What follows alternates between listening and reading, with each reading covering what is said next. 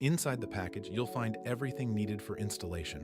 One E-Series Rail A, one E-Series Rail B, self-drilling drywall anchors, rail dome caps, and mounting screws.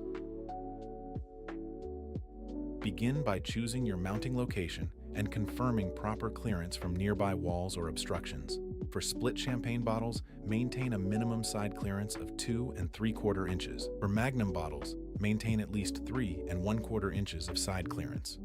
Rail A supports the bottle base, while Rail B supports the bottleneck. Before installation, decide whether the bottlenecks will face left or right.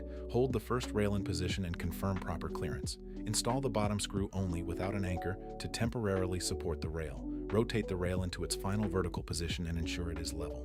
Mark the remaining mounting holes, then remove the rail. Choose mounting hardware appropriate for your wall surface, including drywall, stucco, concrete, or brick.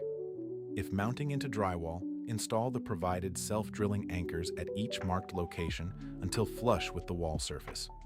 Skip this step when mounting directly into studs or other solid materials. Reposition the first rail over the anchors and secure it with screws while keeping the rail level. Next, measure from the inner edge of the first rail to position the second rail. Inner edge spacing must be 6 inches for split champagne bottles and 7 inches for magnum bottles, with no more than a 1/4 inch variance. Position the second rail, verify it is plumb, and repeat the mounting process. Install anchors if needed, align the rail, and secure it with screws before fully tightening. Press the dome caps firmly into the exposed mounting holes until fully seated. Your installation is now complete.